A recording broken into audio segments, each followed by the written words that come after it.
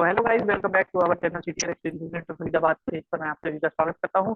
और आज हम कटिंग टूल्स जो बीएमसी मशीन के अंदर यूज होते हैं, हम उनके बारे में कुछ जानेंगे और उनके बारे में सीखेंगे। और आगे बढ़ते हैं, स्टार्ट करते हैं। जुड़े रहिए इसी चैनल के साथ। और क्या क्या उसमें ऑपरेशन हम कर सकते हैं, कौन कौन से ऑपरेशन में कौन कौन सा टूल हम इस्तेमाल करते हैं, ये आज हम सीखेंगे।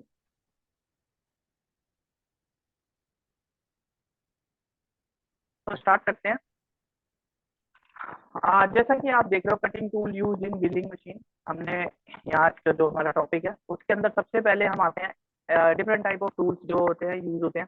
जैसे एंड मिल हो गया, फेस मिल हो गया, बुल मिल हो गया, बॉल मिल हो गया। इन सब जो मिलिंग के टूल है, इनको कटर भी बोला जाता है। जैसे एंड मिल कटर बोलते हैं, या एंड मिल टूल बोला जाता है, या फेस मिल कटर बोला जाता है, या बुल मिल कटर बोला जाता है। तो मिलिंग मशीन के अंदर जो टूल्स होते हैं उनको हम कटर भी बोलते हैं और टूल्स भी बोलते हैं। तो कई बार बच्चे कंफ्यूज हो जाते हैं, आप इन चीजों में मत रहना कि ये है सेम ही चीज है। एंड मिल कटर और एंड मिल टूल सेम चीज है। तो स्टार्ट करते हैं सबसे पहले एंड मिल, उसके बाद फेस मिल, फिर bull mill, ball mill, T slot, drill, engraving tool, reamer, tapping. ये डिफरेंट टाइप ऑफ टूल्स है जो हम मशीनिंग के अंदर यूज करते हैं वीएमसी मशीन के साथ। तो सबसे पहले आएंगे हम एंड मिल के अंदर। तो एंड मिल के अंदर आप देख सकते हो, जैसे कि हमारा ये टूल है, ये इसको एंड मिल इसलिए बोलते हैं, इसको फ्लैट एंड मिल भी बोला जाता है, क्योंकि इसके जो कॉर्नर्स होते हैं वो नीचे से बिल्कुल फ्लैट होते हैं। और ये जो कॉर्नर होता है, यहाँ पे कोई रेडियस नहीं होता है, जीरो रेडियस। यहाँ पे हम मान के चलते हैं कि यहाँ पे जीरो रेडियस है, या 0.12 के करीब होगा तो होगा, अदरवाइज यहाँ पे जीरो रेडियस ही होता है। और जहाँ पे भी अपने को शार्प कॉर्नर्स बढ़ाने हैं, वहां पे हम इसको यूज करते हैं। जहाँ पे अपने को फ्लैट सरफेस चाहिए, नीचे कोई कॉर्नर पे कोई रेडियस नहीं चाहिए, साइड पे वॉल्स पे कोई रेडियस नहीं चाहिए, वहां पे हम इसको फ्लैट एंड बिल का इस्तेमाल करते हैं। ये कुछ इस तरीके का होता है, बिल्कुल फ्लैट होता है। और इसमें डिफरेंट टाइप ऑफ टूल्स आते हैं मार्केट के अंदर, जो साइजेस अवेलेबल हैं। जैसे 2 का, 3 का, 4 का, 5 का, 8 का, 10 का, 10 mm, 5 mm, 3 mm, इस तरीके से ये मार्केट में अवेलेबल होते हैं। और ये अलग अलग मटेरियल में भी अवेलेबल होते हैं। जैसे हमारा एचएसएस हो गया, आपका कार्बाइड का हो गया, कार्बाइड की कोटिंग हो रखी होती है बेसिकली उनके ऊपर। और टंगस्टन हो गया, टंगस्टन कार्बाइड हो गया, या टाइटेनियम कार्बाइड हो गया। उसके तहत ये अपने को मिलते हैं, जो जिसमें ये वियर और टीयर को झेल सकते हैं।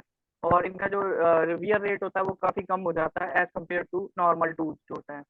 तो एच एस एस के आते हैं, कार्बाइड के आते हैं, हमारे सिरेमिक्स के भी आते हैं। बाकी इससे ऊपर जैसे जाते रहेंगे तो वहां पे हमारे पास टिप्स आने लग जाएंगी।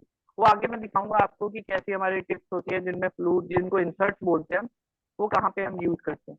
तो सबसे पहले एंड मिल होता है। एंड मिल की आप बेसिकली ये पता कर सकते हो कि इस तरीके से फ्लूइड होते हैं, और नीचे क्या होता है, फ्लैट होता है, बिल्कुल बिल्कुल फ्लैट होता है ये।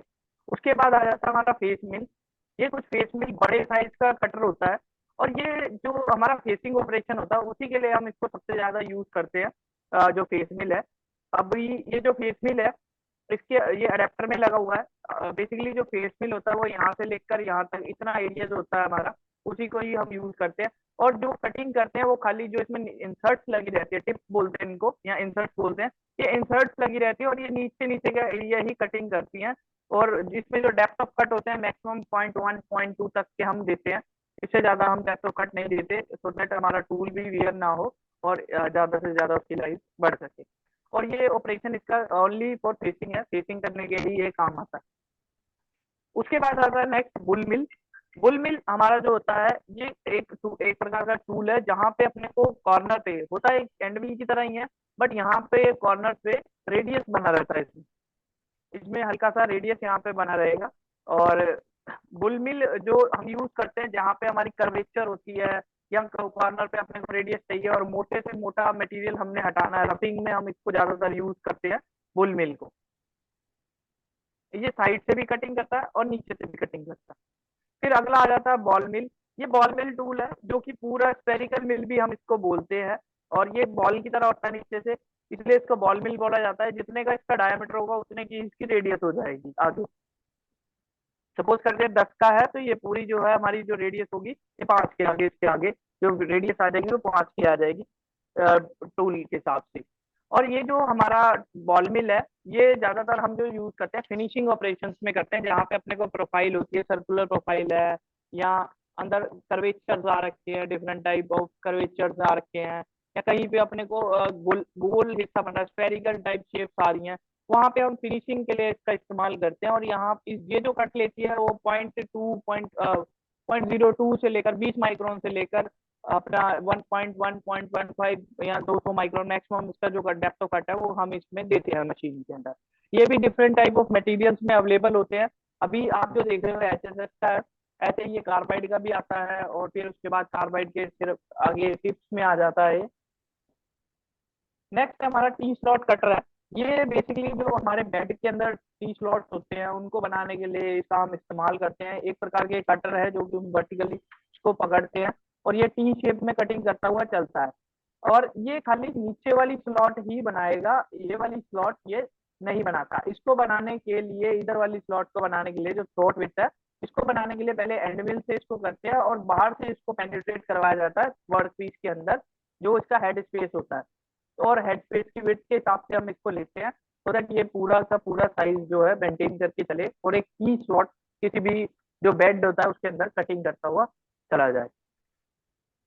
उसके बाद ड्रिल है। ड्रिल जो नॉर्मली हम यूज करते हैं, जैसे हम घरों में भी कई बार इस ड्रिल का प्रयोग कर चुके होते हैं, हमें मालूम होता है कि ये ड्रिल्स किस तरह। तो बेसिकली जो ड्रिल्स होते हैं वो अलग अलग मटेरियल्स और अलग अलग साइज में भी आते हैं, प्लस इसके अलावा ये अलग अलग मटेरियल के लिए भी आते हैं। जैसे हमारा, अगर मैं लकड़ी पे काम करता हूँ तो लकड़ी के लिए अलग आता है, प्लस अपना जो मेटेरियल पे काम कर रहे हैं यानी कि मेटल्स पे काम कर रहे हैं तो उनके लिए अलग तरीके का आएगा, उसका टिप एंगल अलग होएगा। और जो शेप होती है वो भी थोड़ी डिफरेंट होती है। और अगर मेटल्स के लिए हम बात करते हैं तो मेटल्स के लिए जो इसका टिप एंगल आता है, जो आगे इसकी चोंच होती है, जो आगे इसकी टिप होती है, उसका एंगल जितना ज्यादा हार्ड मटेरियल होगा उतना ज्यादा एंगल लेंगे, और जितना सॉफ्ट होगा उतना हम कम लेते हैं। ये 90 में आता है, 118 में आता है, 118, 90 और 136 या 35 में इसका जो आता है, जो ड्रिल की टिप होती है उसको 135 या 36 में भी हम लेते हैं। तो ये टिप एंगल डिपेंड करता है अपने को कौन से मटेरियल पे काम करना है, और जो ज्यादातर यूज होता है वो 118 डिग्री का ही हम यूज करते हैं, सो दैट हमारा वो नॉर्मल में भी आ जाता है और हार्ड में भी काम कर जाता है। तो ड्रिल्स हम दीवारों के लिए अलग ड्रिल यूज करते हैं, और अगर मेटीरियल लकड़ी के लिए अलग करते हैं, और जो मेटल्स होते हैं उनके लिए अलग यूज करते हैं। तो आप देख सकते हो, आप हाथ में पकड़ के, अभी जो हमारे पास यहाँ पे हम दिखा रहे हैं वो हमारे पास अवेलेबल है, जो मेटल के अंदर हम यूज करते हैं ड्रिल। उसके बाद इनग्रेविंग टूल है। इनग्रेविंग टूल बेसिकली क्या होता है, ये जैसे हमने कई नंबर इनग्रेव करना है या कोई नाम वगैरह लिखना है डाई के ऊपर, तो मिलिंग मशीन के अंदर हम, या कोई लोगो बनाना है तो वहां पे हम इनग्रेविंग टूल का इस्तेमाल करते हैं। ये एक प्रकार का पेन की तरह होता है, नोच इसकी जो आगे चोंच बनी होती है वो पेन की तरह होती है, 0.2, 0.3, 0.4 इस तरीके से इसकी चोंच होती है।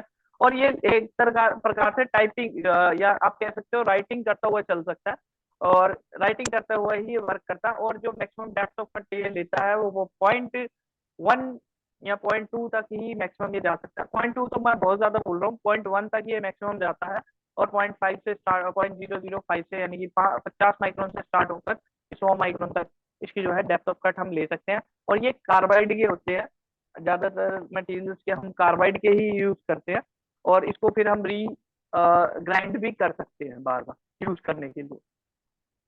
उसके बाद हमारे पास ये टूल है रीमर। ये आफ्टर द ड्रिल यूज होने वाले रीमर्स है। रीमर्स भी हमारे पास जो अवेलेबल होते हैं वो मशीन के लिए अलग रीमर आता है, और जो हम हाथ से कोई होल करते हैं उसके लिए हैंड रीमर अलग तरीके से आता है। जो फ्लैट वाला होता है, लाइक ये वाला जो आप देख रहे हो, ये जो है हमारा, ये हमारा हेड रीमर है, और जिसमें कर्व आ जाते हैं इस तरीके से आ जाती है, हेलिक्स आ जाता है, उसको हम मशीन में यूज करते हैं, उसको मशीन रीमर बोला जाता है। इसका बेसिकली काम क्या होता है, देखो हमने कभी होल लगाना है किसी प्लेट के अंदर, 10 का होल लगाना है, तो हम कभी भी 10 का ड्रिल नहीं मारेंगे। हम क्या करेंगे, हम 9.8 का ड्रिल मारेंगे, और अगर 9.8 का ड्रिल लगता है तो वो साइज बनाता है वो 9.9 तक का बनाएगा, और फिर मतलब थोड़ा वो प्लस लेके चलता है।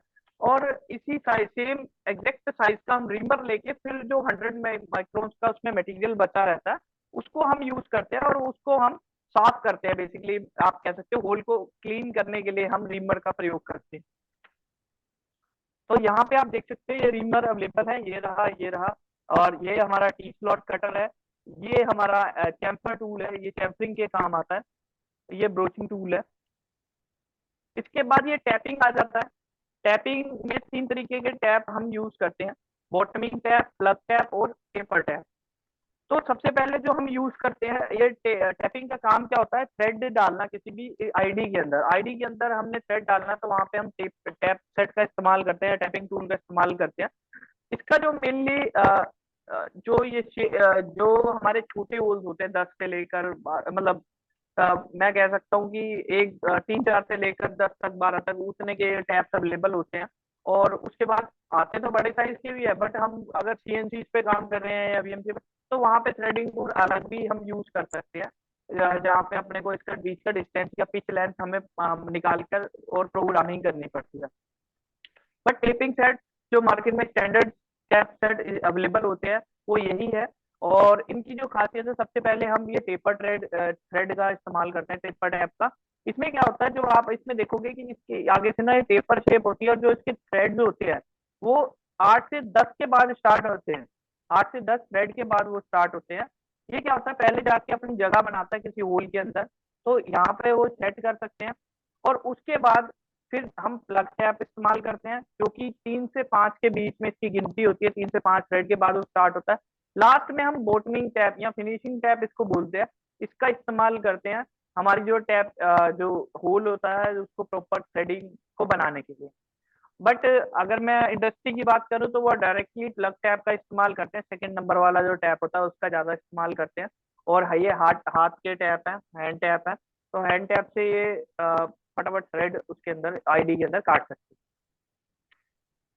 कुछ मटेरियल्स हैं, टाइप्स ऑफ टूल्स मटेरियल है जो हम यूज करते हैं। हाई स्पीड मटेरियल के टूल्स हमारे पास अवेलेबल होते हैं, हाई कार्बन स्टील के होते हैं, कास्ट एलॉय के होते हैं, सीमेंटेड कार्बाइड के आ जाती है, फिर सिरेमिक्स के आ जाते हैं, फिर डायमंड के आ जाते हैं, फिर साइलोन जो है डायमंड से भी थोड़ा सा हार्ड माना गया है, उसका जो मटेरियल है वो आ जाते हैं। ये हार्डनेस के हिसाब से यहाँ पे दिखाए गए हैं जो हमारे टूल है, वो एचएसएस की हार्डनेस है 83 to 88, कास्ट एलॉय की 82 to 84, कार्बाइड की है, कार्बाइड में हमारे पास टंगस्टन कार्बाइड है और टाइटेनियम कार्बाइड है, जिनकी जो हार्डनेस है 1800 से लेकर 2400 तक है। फिर सिरेमिक्स की आ जाती है, सीबीएन आ जाता है, क्यूबिक बोरोन नाइट्राइड इसको बोला जाता है, और लास्ट में हमारे पास जो डायमंड है उसकी हमने यहाँ पे हार्डनेस यहाँ पे शो कर रखी है।